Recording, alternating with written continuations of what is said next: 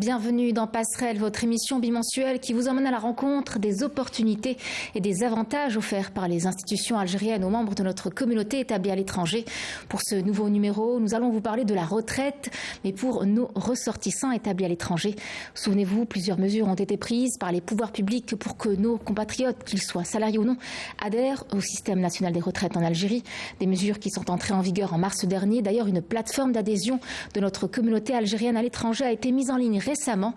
Ce sont des décisions qui traduisent la préoccupation de l'Algérie de créer davantage de ponts avec sa communauté établie à l'étranger. Alors, quelques mois plus tard aujourd'hui, où en sommes-nous exactement? Comment ces nouvelles dispositions ont-elles été accueillies par notre communauté et sont-elles avantageuses, quel que soit le pays de résidence de nos compatriotes? Pour répondre à ces questions et bien d'autres en détail, nous recevons ce soir M. Abdelli Jaffer, directeur général de la CNR, la Caisse nationale des retraites. Merci d'avoir accepté notre invitation ce soir. Je vous en prie, merci à vous. Également des nôtres, M. Amin Abdeddou, sous-directeur à la direction des prestations CNAS. Merci à vous également d'être présent ce soir. Merci à vous, madame. Messieurs, bienvenue encore une fois à vous. Alors avant d'entamer ce débat, un avant-goût pour nous mettre un peu dans le bain. Je vous invite à suivre ce sujet. Il est signé Amel Bouarba et on se retrouve juste après. Établis à l'étranger peuvent souscrire à une pension de retraite en Algérie. Il leur suffit de s'inscrire à la plateforme électronique de la Caisse nationale de la sécurité sociale, opérationnelle à compter du 6 mars prochain. Une mesure qui a été saluée par les membres de la diaspora algérienne. Le système de cotisation volontaire pour se constituer une retraite en Algérie, c'est une très bonne initiative qui va dans le sens d'une meilleure mobilisation de la diaspora qui va trouver à travers ce type d'instrument juridique les leviers pour revenir en Algérie et pourquoi pas s'y installer dans le cadre d'une retraite bien méritée. Derrière toutes ces mesures, il y a un signe fort de mobilisation de la diaspora algérienne et pour que celle-ci participe au développement économique et social du pays. Je suis chef d'entreprise spécialisée dans les moyens de paiement et la finance de marché. Je trouve que déjà c'est une aubaine, c'est une chance, et puis surtout pour les Algériens qui souhaitent, une fois qu'ils sont retraités, donc finir leur jour là-bas. Oui, en effet, par rapport à l'assurance maladie, c'est une très très bonne chose. Donc je remercie d'abord l'autorité algérienne d'avoir mis ça en place. C'est une excellente nouvelle. En tout cas, je suis allé immédiatement sur le site et j'ai vu que déjà le site il est rapide d'accès, donc c'est une très bonne chose. Il manque certainement certaines informations, un guide utilisateur pour pouvoir l'utiliser, et notamment pour la diaspora, comment elle peut mettre les cartes bancaires justement françaises et européennes pour pouvoir cotiser. Je sais que le fait qu'on met en place des dispositifs dans notre faveur en tant que diaspora, on va très souvent en Algérie, mais c'est vrai que quand on a des nouvelles de ce genre, on est ravis. Pour bénéficier d'une pension de retraite en Algérie, le demandeur doit répondre à un certain nombre de conditions, notamment être de nationalité algérienne et âgé de moins de 55 ans à la date d'affiliation. Une mesure qui, selon cet enseignant en économie à Aix-en-Provence, représente un apport de solidarité non négligeable et a un impact positif sur la croissance. Cette mesure est très intéressante, surtout parce qu'elle va permettre à tous les entrepreneurs non résidents de pouvoir avoir une cotisation, enfin du moins une couverture sociale à travers une cotisation qui sera versée directement en Algérie. C'est aussi une mesure qui est extrêmement intéressante d'un point de vue économique puisqu'elle va rapporter plusieurs millions d'euros par an, ce qui va venir renforcer l'équilibre global du régime. C'est aussi une mesure qui répond aux attentes et aux impératifs de la plupart des entrepreneurs qui ne vivent pas sur le territoire national et qui se posaient des questions notamment sur leur couverture sociale lorsque ces derniers exerçaient une activité commerciale ou une activité entrepreneuriale. Cette décision, qui a une portée sociale et économique, permettra aux retraités établis à l'étranger de disposer de l'ensemble des avantages accordés aux retraités résidant en Algérie. Voilà donc le régime des retraites algériens, vous l'avez vu, c'est donc ouvert à notre communauté établie à l'étranger, donc depuis quelques mois, depuis mars dernier, pour être un peu plus précise. C'est une avancée socio-économique notable, une décision historique même, Monsieur Jaffer. Oui, effectivement, c'est une décision historique. D'ailleurs, elle vient suite à une préoccupation qui est exprimée par la communauté algérienne établie à l'étranger, notamment dans des pays où il n'y a pas de retraite, où il n'y a pas de couverture sociale. Donc, cette communauté s'inquiète justement, une fois qu'elle aura, elle aura terminé sa carrière professionnelle et de retour en Algérie, elle va se retrouver sans ressources, sans revenus. Et c'est un besoin besoin que cette communauté a eu à exprimer à chaque fois qu'elle a l'occasion de rencontrer M. le Président de la République. Et là, c'est une décision, effectivement, une première dans l'histoire. Et voilà. Y avait-il une demande en particulier de certains Algériens qui se trouvent quelque part dans le monde, notamment au Moyen-Orient? Parce que la demande se faisait un peu plus ressentir de ce côté-là que dans d'autres pays continents. Parce que pour les autres, en fait, les communautés la communauté qui est installée, par exemple, en Europe, où il y a des régimes de retraite, des régimes de sécurité sociale, le problème ne se pose pas. Parce qu'une fois qu'ils sont retraités, ils pourront toujours percevoir leur retraite à partir du pays où ils ont évolué durant leur activité professionnelle. Mais malheureusement, au niveau des pays du Golfe, justement, il y a double problème, en fait. Cette communauté, assez souvent, elle est installée, dirais-je, le travailleur est installé tout seul. Donc, il y a sa petite famille qui est en Algérie et qui ne bénéficie pas d'une certaine couverture sociale. Et de l'autre, dès qu'il termine sa carrière professionnelle, il rentre en Algérie et là, il n'a pas aussi de retraite. Voilà, il n'a pas de revenus. C'est ça. Alors, Monsieur Abdou, donc, je rappelle, vous représentez la CNAS aujourd'hui. Aujourd'hui, quelle est la situation concernant la possibilité pour notre communauté de cotiser en Algérie pour la retraite? Donc, pour les ressortissants, pour la communauté nationale à l'étranger exerçant une activité, peuvent bénéficier de dispositifs de l'affiliation volontaire au système national de retraite.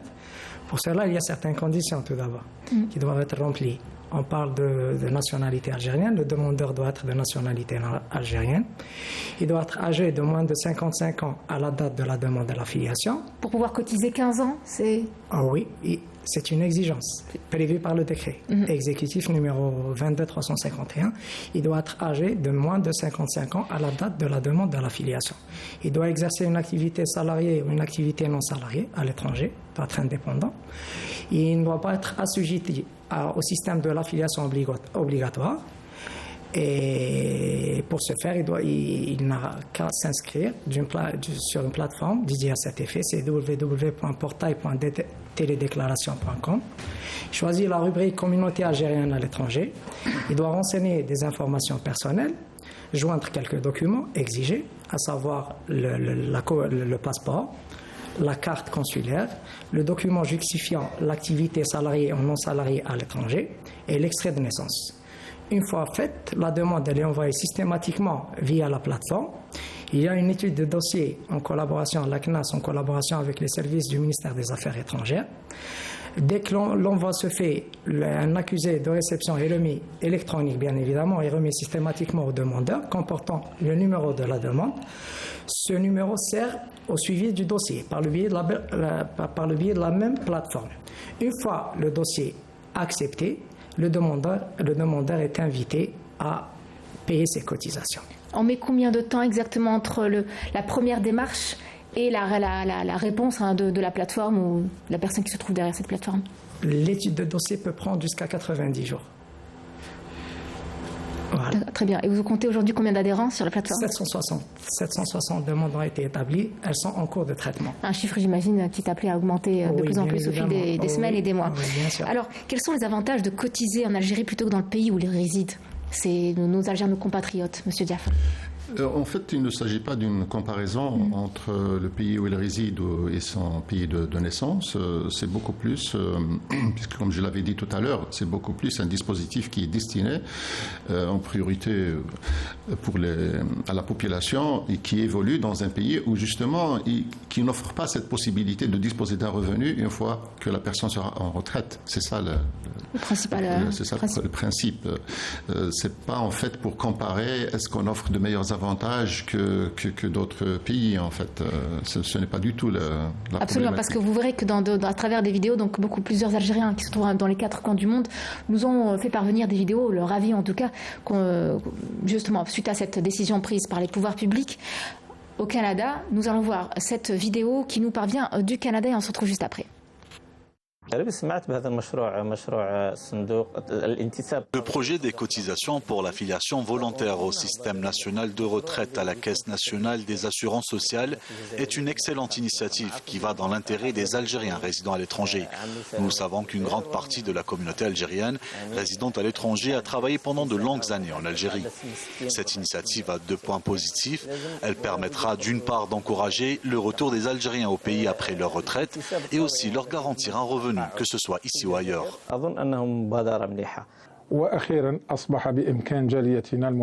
Il est enfin possible à notre communauté algérienne établie à l'étranger de cotiser volontairement à la Caisse nationale des assurances sociales.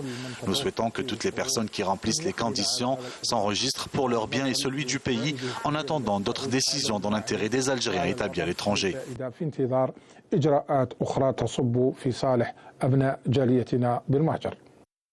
Monsieur Diafra, vous l'avez vu, donc une décision qui a été agréablement accueillie par nos Algériens qui se trouvent sur le continent américain.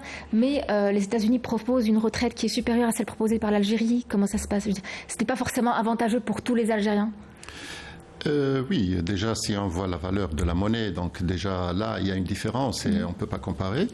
Cependant, je pense que les gens, en général, toute la communauté a vraiment apprécié ce dispositif parce qu'il est déjà volontaire, il est facultatif. Donc pour ceux qui sont dans des pays où il n'y a pas de couverture sociale, où il n'y a pas de retraite, là c'est presque pour eux une nécessité. Oui. Et je considère que quand même les conditions offertes par ce dispositif sont quand même des conditions qui sont très très avantageuses, notamment par rapport au système existant dans les autres pays, notamment où il y a le système de retraite, mais on n'est pas là pour faire la comparaison. Absolument. Cependant, il y a aussi cette population qui évolue dans des pays où il y a la couverture sociale, où il y a la retraite, et là, ils considèrent que c'est une aubaine pour eux d'avoir une double retraite. Et pourquoi pas aussi par l'Algérie? Exactement, et puis même le dispositif en lui-même n'interdit pas, n'exclut pas cette catégorie de la population. D'accord, voilà. C'est bien de le préciser. Voilà, je le précise. Donc, le décret 22351, publié depuis donc, le 18 octobre 2022, n'exclut pas cette population. Cependant, il y a une petite précision qui a été faite par mon collègue de la CNAS, c'est que la condition, c'est qu'il ne faudrait pas qu'il soit assujetti au système national de sécurité sociale. Il ne doit pas être affilié en même temps au système algérien ici et au système d'affiliation volontaire. Mais concernant l'affiliation à un autre système d'un autre pays, libre à la personne de cumuler les deux.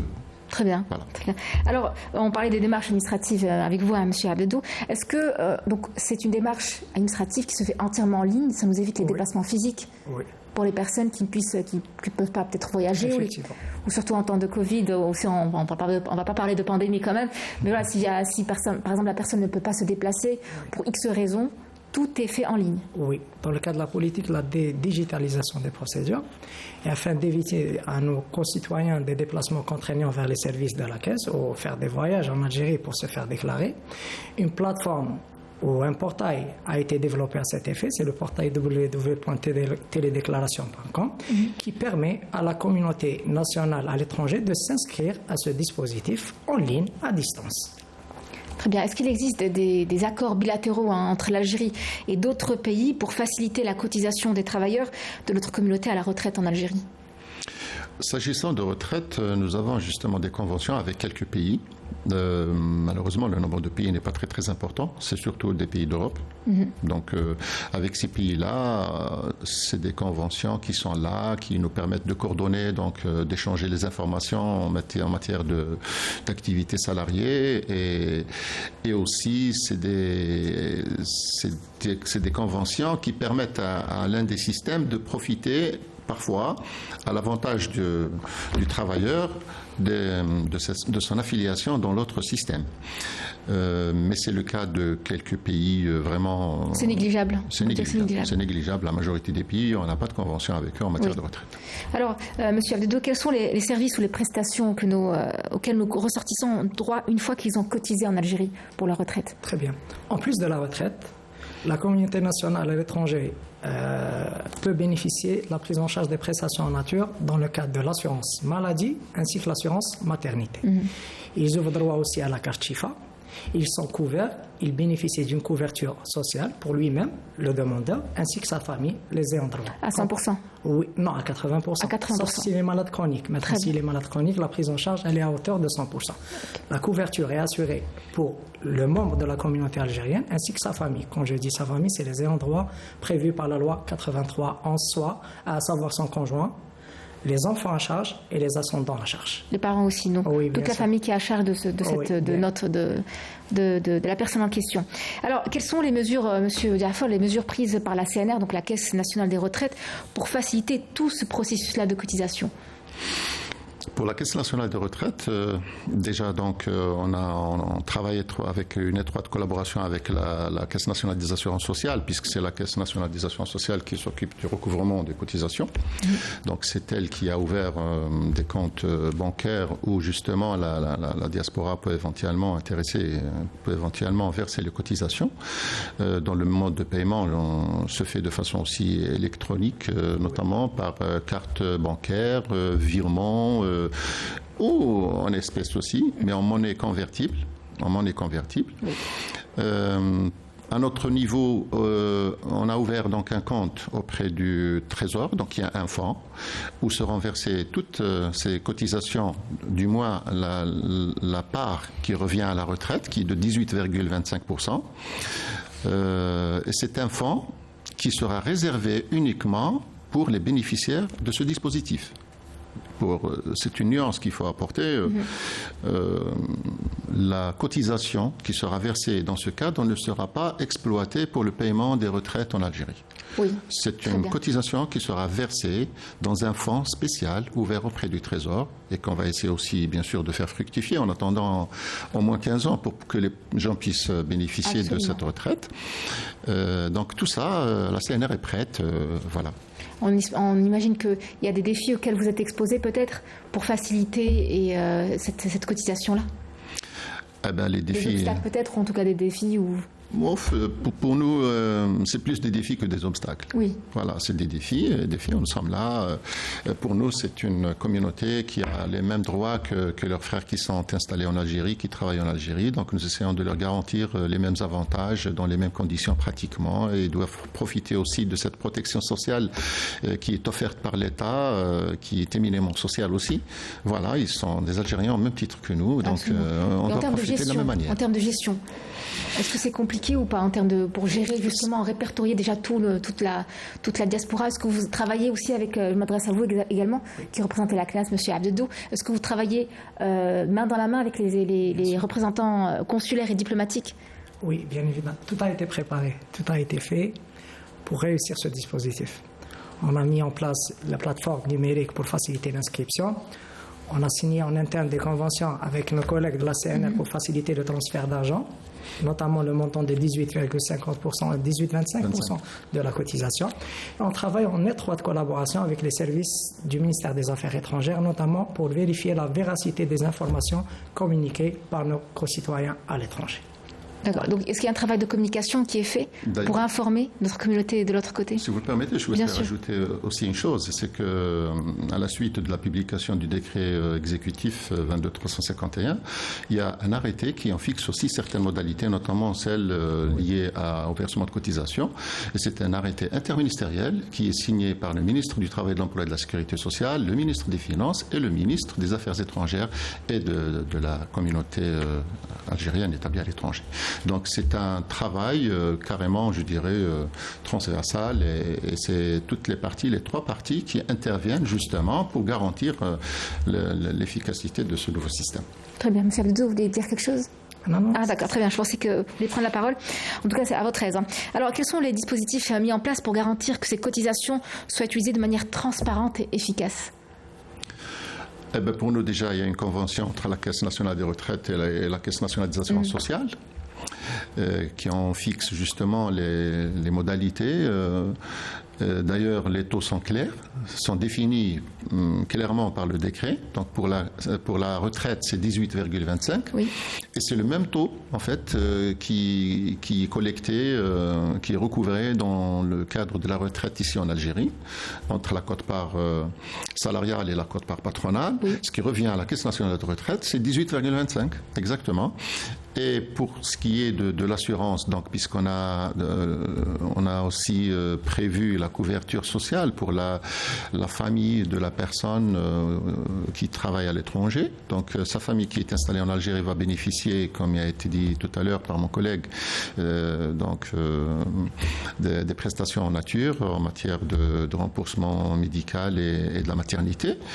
Donc tout ça c'est défini et puis je disais aussi qu'on a ouvert un compte qui constituera le fonds spécial pour ce dispositif et tout l'argent qui sera versé dans ce fonds fera l'objet d'une fructification en effectuant des déplacements au niveau du Trésor aussi.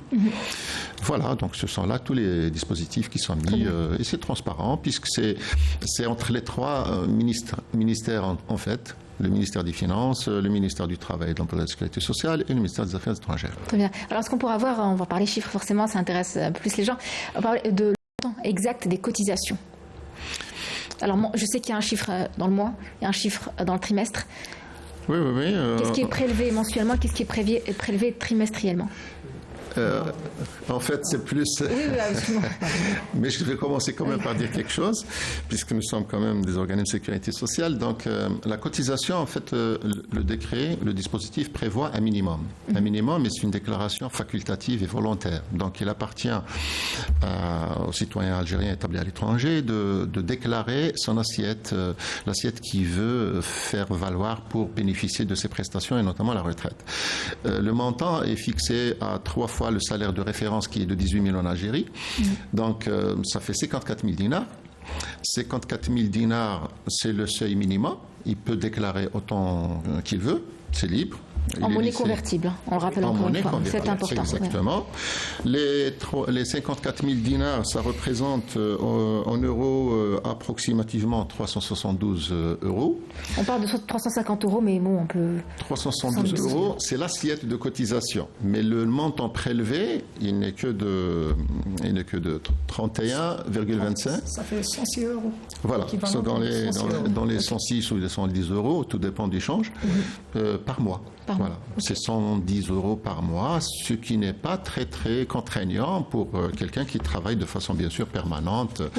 Il y a lieu de préciser aussi que s'agissant de l'activité de cette communauté, toutes les catégories sont prises en compte aussi. Salariés, non salariés, pour quelqu'un qui a un commerce dans le pays où il réside, ou même les travailleurs assimilés. Les artistes, les musiciens, les peintres, les pêcheurs. C'est intéressant. Voilà. Bien sûr, c'est intéressant. Alors, quelles sont les perspectives d'évolution en termes de possibilités pour notre communauté de cotiser en Algérie pour la retraite ? Les perspectives ? Oui. C'est-à-dire, qu'est-ce que vous voyez d'ici quelques années je pense que, ça c'est un avis, je pense que le dispositif a été bien accueilli par la diaspora algérienne. Ça pourra encore prendre de l'ampleur ? Oui.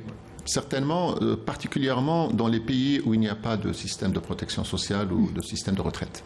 Là, c'est extrêmement... Le Qatar, pour les Algériens ? Le Qatar, par exemple, le Qatar, Dubaï, voilà. Ces pays-là n'offrent pas de retraite. Donc, assez souvent même, dans certains pays autres, une fois que vous partez en retraite, on vous restitue un montant. On vous donne une prime. En quelque sorte, on vous restitue, on vous compense un petit peu tout ce que vous avez cotisé, mais c'est en un seul montant. Et puis, vous êtes livré à vous-même. Donc, avoir un revenu régulier, permanent, jusqu'à vie. Absolument. À vie. Et même qui va profiter aussi, il y a lieu de le signaler, à votre famille. Puisque le droit aussi à la pension de réversion et à la pension d'ayant droit est consacré aussi par le dispositif. Donc la personne prend sa retraite, il bénéficie d'une pension de retraite ici en Algérie qui est versée en dinars, même s'il vit ailleurs, la pension est versée en dinars. Et une fois qu'il décède, la pension revient à ses enfants, revient à sa femme, revient à ses parents s'ils sont à sa charge. L'entourage le plus proche. Voilà. C'est les ayants droit qui sont définis aussi par la loi et dont les conditions sont claires et précises. L'ouverture sociale en Algérie complète, notamment lorsqu'on parle de maladies chroniques, c'est à 100%. Qu'en est-il de la carte FIFA, M. Abdedou ? Parce que la question revient souvent sur les réseaux sociaux, sur... Donc, pour les membres de la communauté algérienne... Ils pourront bénéficier d'une carte FIFA ? Bien évidemment, ainsi que leur famille. S'ils sont malades chroniques, on fait des cartes FIFA individuelles pour chaque ayant droit malade chronique. Et comment ça se passe? Vous leur enverrez jusqu'à leur pays de résidence? Non, ou... à la demande. À la demande. On établit la carte Chifa. Et quand ils se présentent ici en Algérie, parce qu'on la remet en main propre de l'intéressé, pour éviter les fraudes, tout type de fraude, tout ce qui suit, on remet la carte Chifa à l'intéressé ou à l'un de ses endroits. Très bien. Alors, oui, dites-moi. Aussi, il a même la possibilité de se faire représenter ici en Algérie auprès des caisses de sécurité sociale sur procuration. Donc il y a cet avantage aussi. S'il ne peut pas se déplacer, s'il est au Canada, c'est un peu contraignant. C'est un peu loin et puis il faut se libérer aussi. Hein. Voilà, donc il peut se faire représenter sur procuration et la personne qui est en Algérie va le représenter et accomplir toutes les formalités nécessaires. C'est pratique. Mais oui, bien sûr. Et puis aussi, par exemple, s'agissant de retraite, il y a lieu de préciser aussi que même s'il n'arrive pas à cumuler les 15 ans, il peut bénéficier d'une allocation de retraite à condition d'avoir cotisé au moins 5 ans. Oui. Donc ça aussi, c'est une précision importante parce que le dispositif prévoit aussi la possibilité pour la personne de nationalité algérienne établie à l'étranger de surseoir ou de suspendre son affiliation. Par exemple, il ne travaille pas. Il travaillait et puis il a perdu son emploi.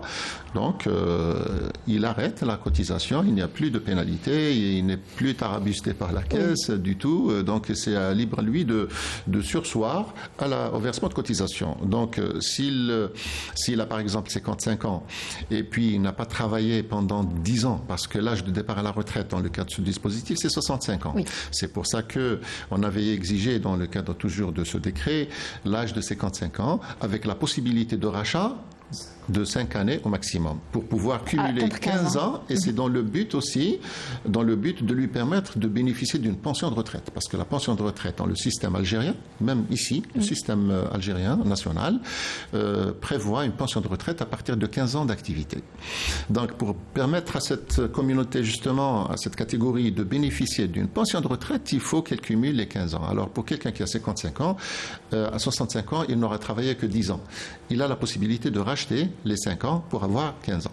Mais s'il a eu des interruptions durant sa carrière d'activité, il n'a pas pu travailler tout le temps en permanence, il a eu des problèmes ou des soucis... Les années d'activité seront cumulées, c'est ce qui se comptera? Les années, oui, les années d'activité malgré les interruptions qui ayant donné lieu à la cotisation dans le même dispositif. Bien sûr, elles seront cumulées. Et s'il rentre par exemple en Algérie, décide de travailler en Algérie, là, il stoppe l'affiliation volontaire et il redevient affilié et cotisant dans le système national. Et s'il repart une autre fois à l'étranger et il commence à travailler aussi ailleurs, il reprend l'affiliation volontaire, il cotise de nouveau. Donc les cotisations s'accumulent, les années s'accumulent, je veux dire. S'accumulent, exactement. Et puis il y a une précision à apporter, c'est que pour quelqu'un qui a travaillé en Algérie, et puis il est parti à l'étranger, il a travaillé, il a apprécié le dispositif, donc il a adhéré, il est devenu affilié volontairement, à l'âge de la retraite, il va avoir 2 retraites. Il va avoir une retraite qui découle de sa cotisation et de son activité exercée purement en Algérie, et il va bénéficier aussi d'une deuxième pension de retraite qui découle de ce dispositif, de l'affiliation volontaire. Très bien. Voilà. Comme quoi, c'est équitable et c'est équitable et c'est des options qui sont en fait avantageuses à celui qui veut en profiter, quoi. Et surtout que c'est volontaire, donc franchement... Et surtout c'est volontaire. C'est ça. Et c'est pas limité par rapport au montant. Si on veut avoir... C'est proportionnel. Parce qu'en fait, partout dans le monde, il n'y a pas un système qui vous offre tous les avantages que vous voulez avoir. Impossible. Tous les systèmes ont des avantages et des inconvénients.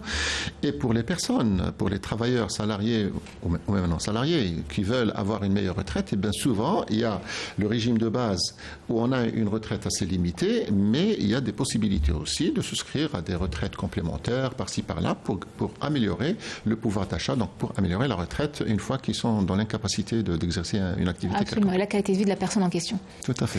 Alors, nous parlions, messieurs, des États-Unis. C'est là que nous allons partir pour... on a recueilli quelques témoignages des personnes qui se trouvent là-bas, des Algériens qui se trouvent là-bas. Regardez. Bonjour. Merci pour Canal Algérie pour cette invitation. D'abord, je pense que c'est une très bonne initiative, le régime de retraite pour la communauté algérienne établie à l'étranger. Ma question est, est-ce qu'on peut cotiser la moitié au lieu de 31%? Par exemple, est-ce qu'on peut cotiser juste 14%, 15% et bénéficier juste des soins de santé? Je veux dire, de la carte pour les médicaments. Je ne sais pas comment vous appelez ça, la carte Chifa pour les médicaments.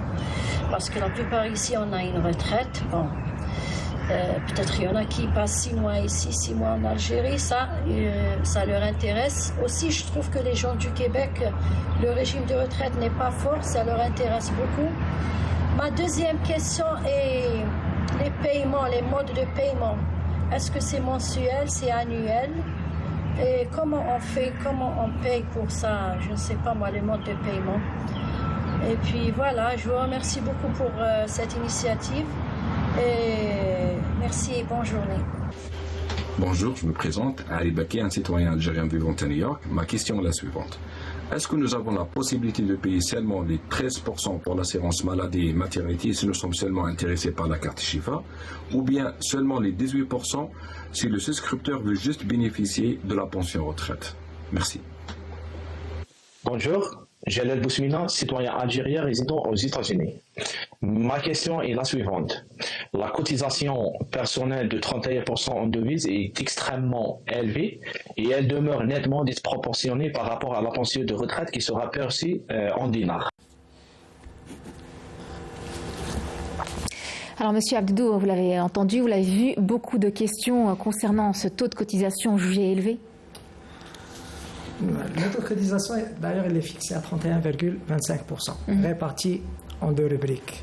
On a 18,25% pour financer la retraite et 13% pour financer l'assurance sociale. À mon sens, ou à notre sens, il n'est pas aussi élevé que ça. Dès lors qu'en Algérie, compte tenu qu'en Algérie, les travailleurs salariés cotisent à hauteur de 34,5%. Donc, ce taux sert à financer 2 avantages principaux, la retraite et l'assurance sociale.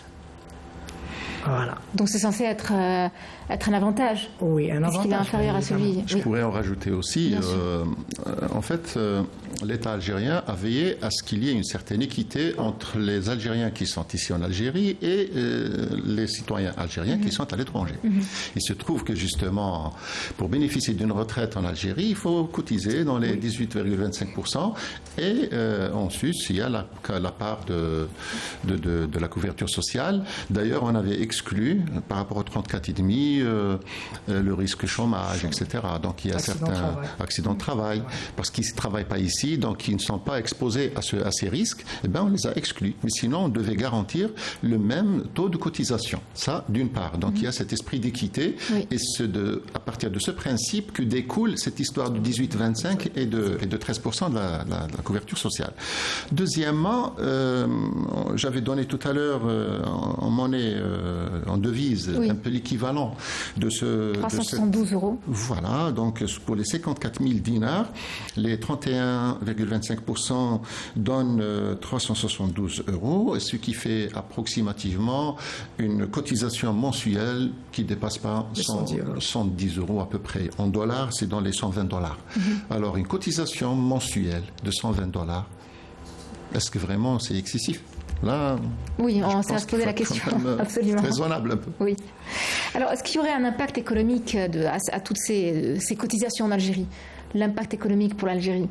Non, c'est plus renforcer vraiment ce lien qui existe entre les Algériens établis à l'étranger et leur pays d'origine. Moi, je vous dis, pour ce qui est de la retraite, particulièrement pour la retraite, le dispositif n'est pas vraiment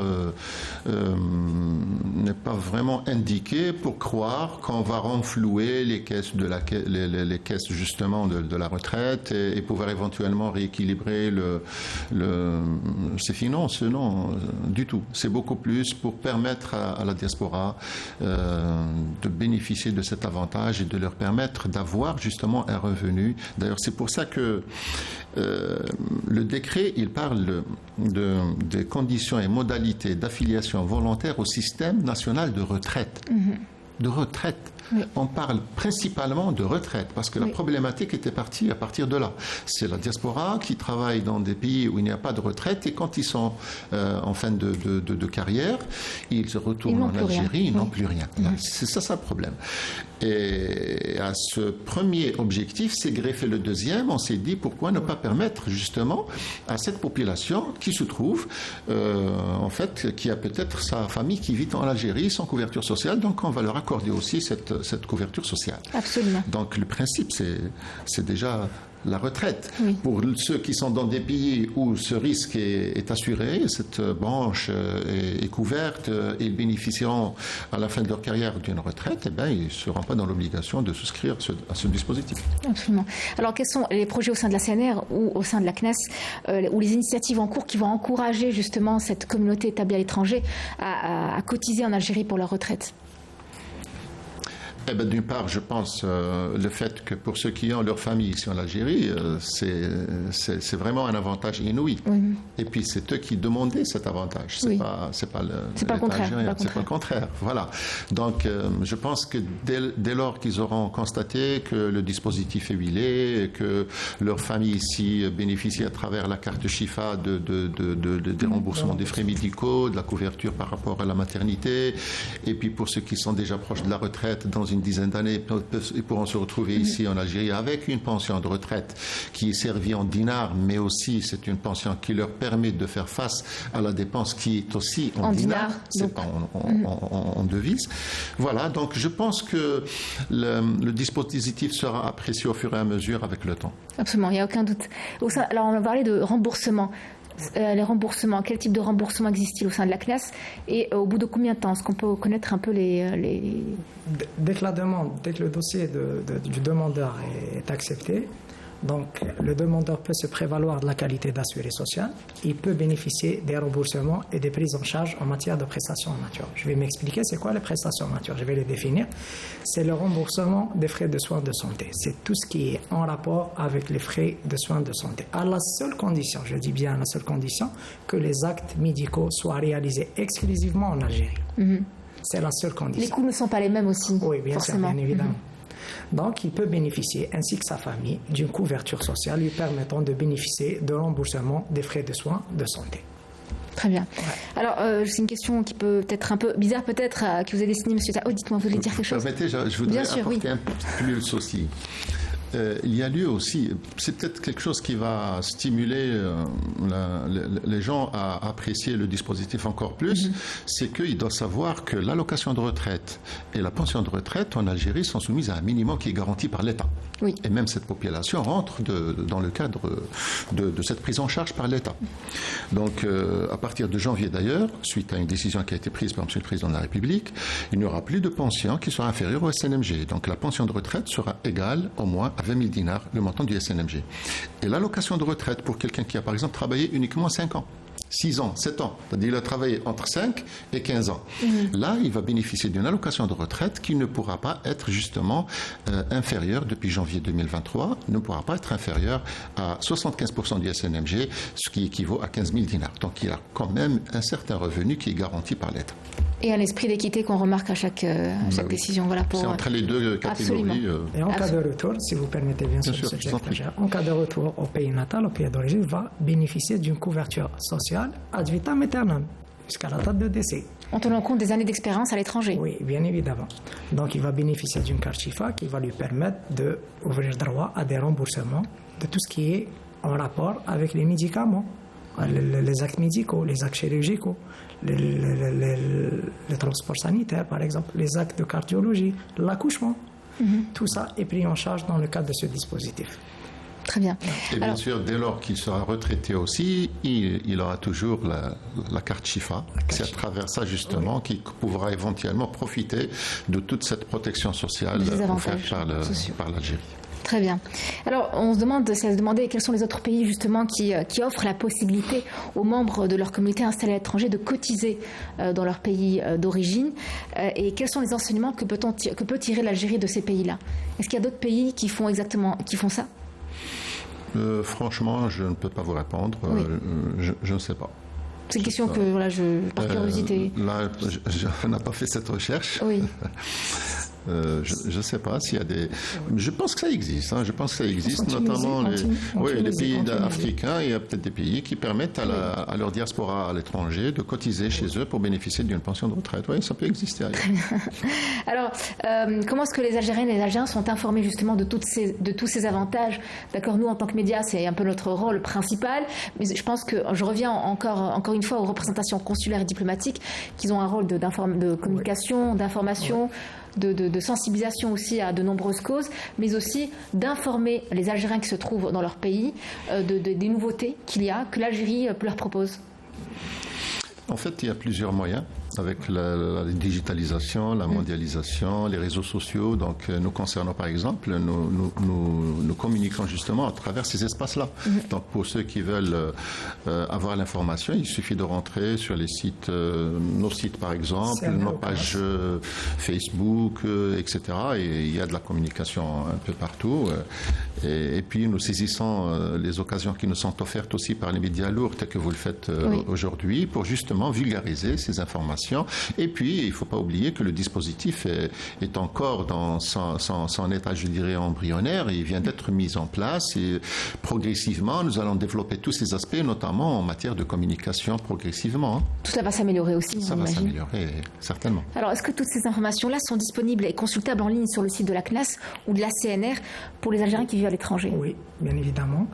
Donc, avec des simulations pour la plateforme qui est en ligne depuis mars dernier? Oui, on a sur le site web www.cnas.dz.com ou sur la page Facebook cnas.dz, toutes les informations concernant la prise en charge de ce dispositif sont disponibles. Et j'invite nos concitoyens à l'étranger de visualiser le site pour en savoir plus. Est-ce que c'est traduit en plusieurs langues?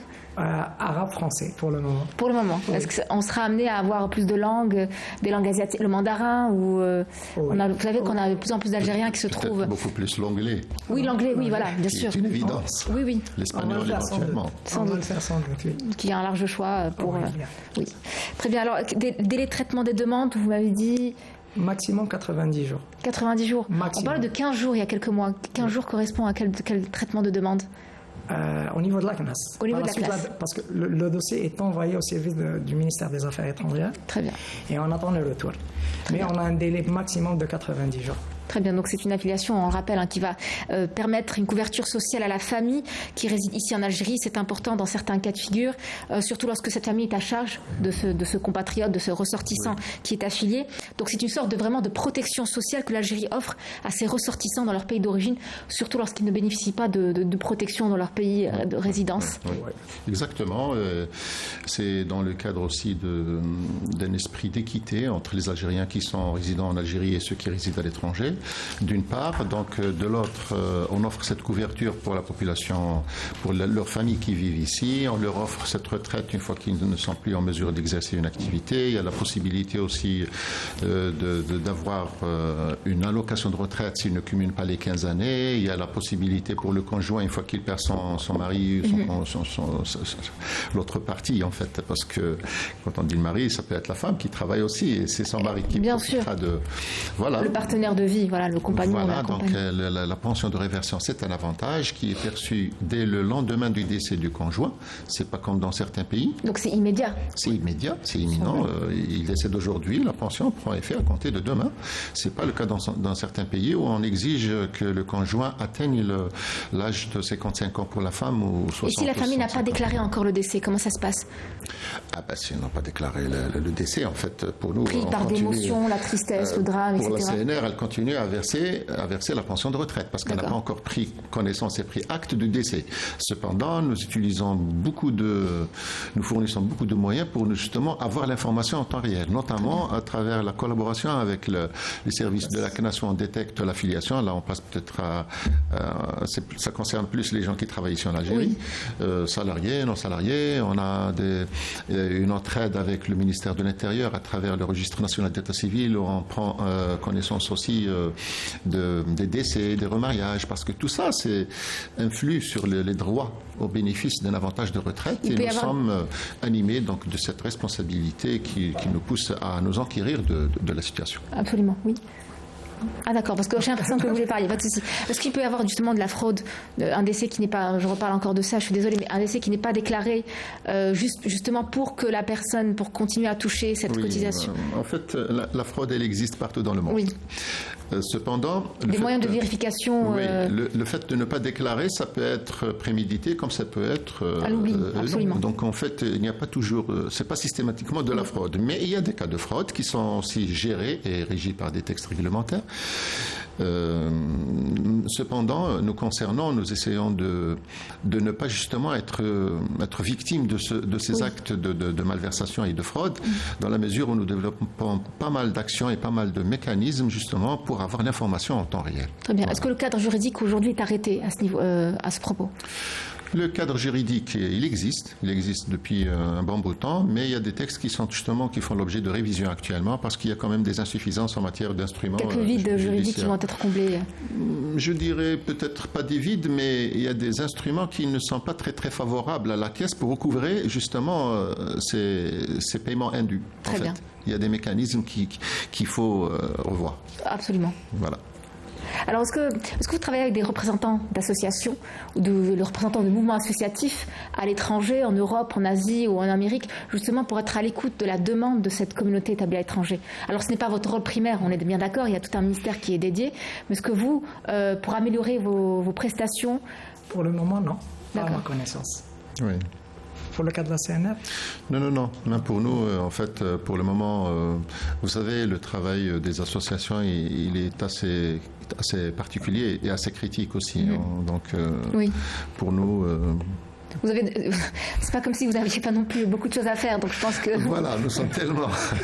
sollicités. On a tellement de missions à accomplir. Nous focalisons sur l'amélioration des délais de traitement des dossiers, nous focalisons sur la nécessité de préserver les droits justement de tout un chacun, le droit de l'assuré à la retraite et le droit de la caisse aussi, parce que c'est une responsabilité qu'il faut vraiment gérer.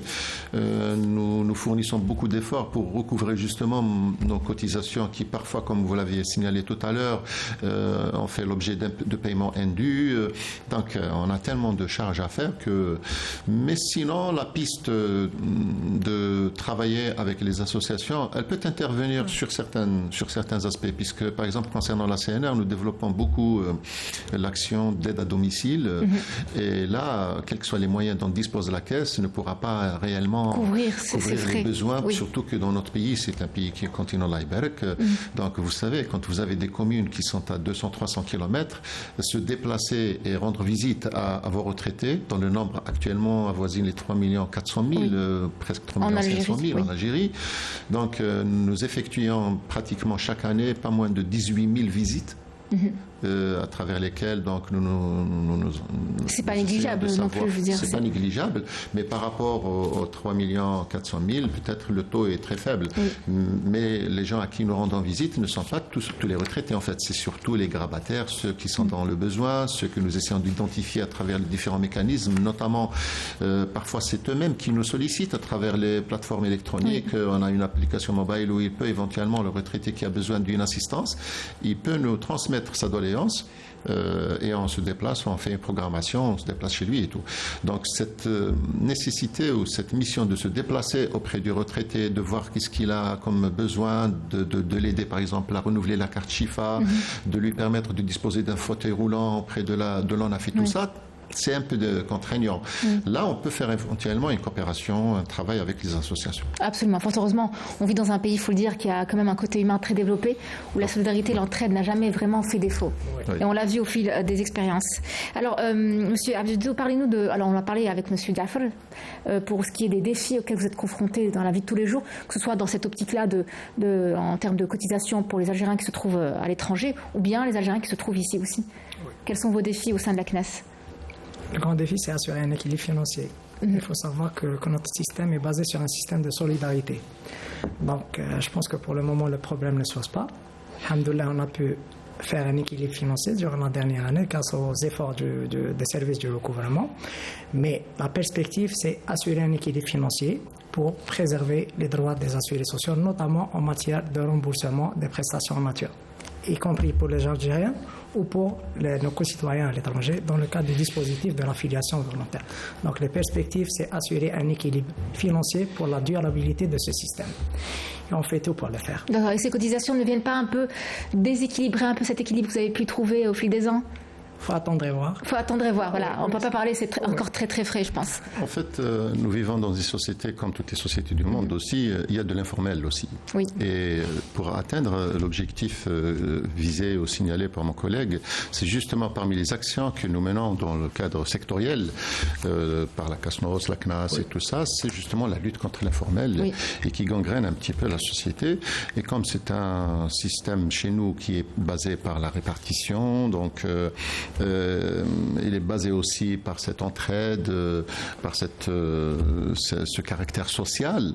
Et, malheureusement, il y a des gens qui en profitent, d'une manière, je dirais, illégale. Voilà, donc nous essayons d'améliorer tous ces aspects-là. C'est ça. Exactement. Après, bon, lorsqu'il y a quelques petites exceptions, on ne peut pas focaliser toute son attention sur ces exceptions-là. Oui, mais je dirais que la problématique aussi pour nous, les défis auxquels nous faisons en face, effectivement, ça c'est un grand défi parce qu'il faut avoir quand même les moyens de sa politique. Mais il ne faut pas oublier que nous sommes des institutions de l'État qui mettent en œuvre la politique de l'État en matière de protection sociale. Donc là-dessus, on n'a pas à se faire de soucis.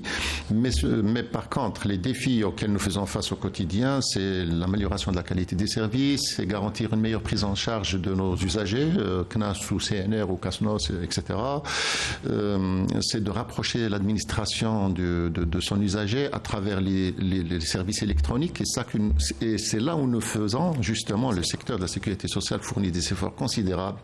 Et je dirais même que nous sommes peut-être des avant-gardistes par rapport aux autres institutions dans ce domaine. Donc nous avons des applications mobile et qui permettent aux usagers de bénéficier de certains services et de certains avantages à distance. Chez nous, par exemple, nous sommes rentrés dans une phase où nous permettons justement, et ça tombe bien d'en parler, pour la diaspora établie à l'étranger, la communauté établie à l'étranger, durant la période justement du Covid, on a eu la difficulté justement de confirmer que les gens sont toujours en vie, puisqu'ils ne pouvaient pas effectuer les déplacements, donc nous faire parvenir le certificat de vie, c'était quand même contraignant. Et là, on a eu l'idée de développer un service qu'on a appelé le AirFace, la reconnaissance faciale. C'est un service qui est sur une application mobile, l'application mobile Retraite des aides qui est téléchargeable sur Play Store. Et il suffit que le retraité se déplace une seule fois auprès de nos guichets pour télécharger sa photo à partir de la carte nationale d'identité biométrique. Et donc, dès qu'on a cette photo dans notre fichier, il peut être au Canada par exemple, pour justifier qu'il est toujours en vie pour pouvoir continuer à bénéficier de sa pension de retraite, il prend juste une photo et instantanément, via Internet, le système prend acte de cela et c'est bon. Voilà, donc ce sont ce genre de défis que nous essayons de réaliser. Gain de temps, efficacité, rapidité, et puis même le retraité ou l'usager en général est pris en charge d'une meilleure manière. C'est ça, surtout qu'à son âge, j'imagine qu'il n'a pas trop... il n'a la pas patience besoin. C'est un peu... la patience, les conditions peut-être physiquement, peut-être il ne peut pas effectuer les déplacements. Absolument. Et puis s'il est à l'étranger, donc c'est très contraignant, c'est coûteux aussi. Donc lui permettre de justifier, de confirmer qu'il est toujours en vie juste en prenant une photo avec son portable, je pense que c'est quand même un avantage. C'est très pratique. C'est très pratique. Voilà, donc nous arrivons à la fin de cette émission. Un mot de fin peut-être, Monsieur Abdido, concernant ce système de retraite algérien qui s'est aujourd'hui de manière globale ouvert aux Algériens établis à l'étranger. Je pense que c'est tout d'abord une décision courageuse de l'État algérien. Oui. C'est un dispositif magnifique, dès lors qu'il vient pour renforcer l'extension de la couverture sociale de notre système. Il permet aussi de garantir à nos concitoyens à l'étranger une couverture sociale dans leur pays d'origine et les encourager à revenir dans leur pays et leur garantir une couverture sociale en matière de frais de soins de santé et en matière de retraite, un revenu en plus. Absolument. Monsieur Diafal. Moi, je dirais juste que je tiens à rassurer la communauté algérienne établie à l'étranger que loin de nous, pour l'État algérien, de vouloir justement renflouer ses caisses à travers ses cotisations, c'est pas du tout l'objectif recherché. C'est beaucoup plus garantir la couverture sociale pour les personnes qui sont ici en Algérie alors que le père de famille travaille à des milliers de kilomètres. Oui.